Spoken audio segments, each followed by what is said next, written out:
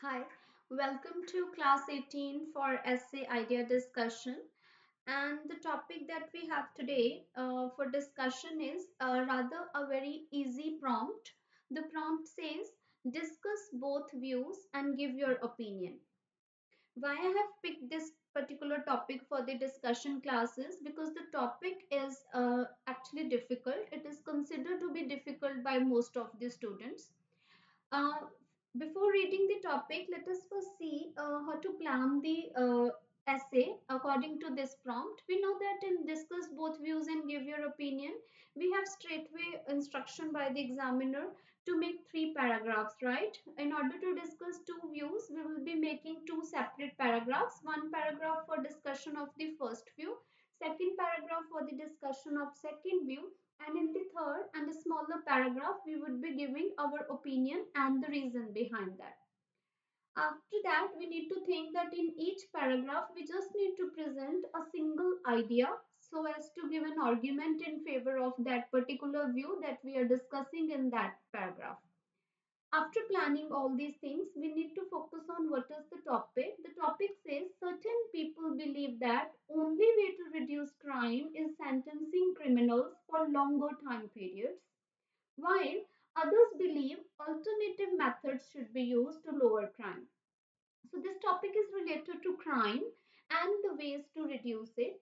On one side, there is a group of people who say that the term in the jail should be longer. I mean, for a particular crime, they should not be punishing or putting the person behind the bars only for 2 or 3 years. Rather, he should be put there for 5 or 8 years. So the time in the jail should be increased, while others say that alternative methods should be there. Alternative methods is a very general term. In the topics like these, where general terms are used by the examiner, there has to be some sort of background knowledge with the student so as to answer that. So here you have to think about some of the alternative methods in order to write body paragraph number 2. So let's see. The first para is very easy because they're just asking you to lengthen their term in the jail. So you might say, as per the first school of thought, stricter punishments like a longer term in prison would deter potential criminals. What would it do? It would deter potential criminals. Deter means it would discourage them. Potential means the criminals who are about to become criminals in the future. So if a particular person goes to the jail only for 3 months, then the other people outside feel that the punishment is very lenient and they can easily come out of the prison after 3 months.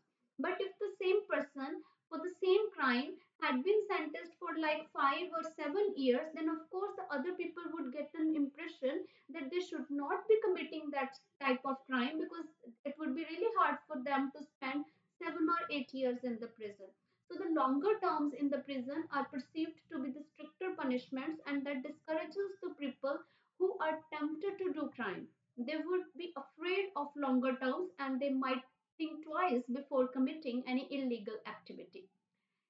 For example, in India, the prison for offences like shoplifting and even for the offences, the bigger crimes like teasing or kidnapping, the terms have been increased from 3 to 7 years.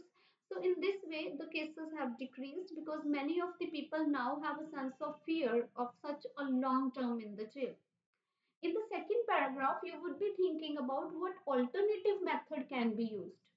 So what is the alternative method? Alternative methods is are many. I mean, you can charge them financially, or you can just put them into the rehabilitation center.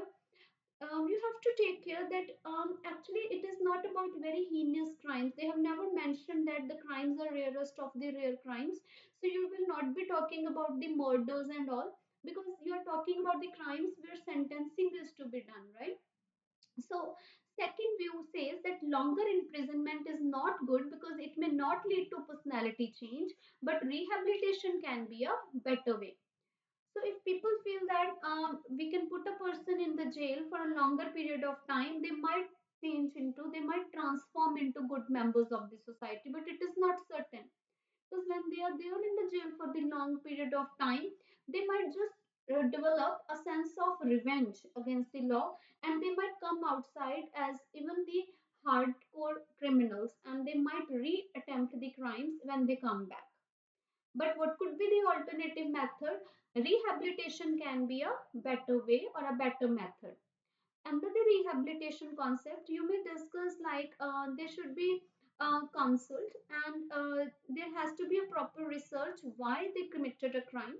Once their motive behind the crime is found out, then the work should be done on that motive. For example, if someone had done a crime because they were psychologically not well, then there has to be a proper psychological counseling for that person.